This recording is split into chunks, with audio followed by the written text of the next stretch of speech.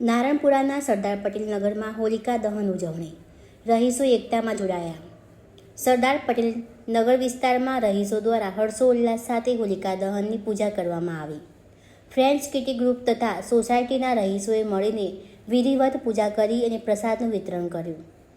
સોસાયટીના રહીશો દ્વારા એકબીજાને તિલક લગાવવામાં આવ્યું હતું. કાર્યક્રમમાં સિનિયર સિટીઝન તથા બાળકો ઉત્સાહભેર જોડાયા અને હોલિકા માતાના આશીર્વાદ લીધા.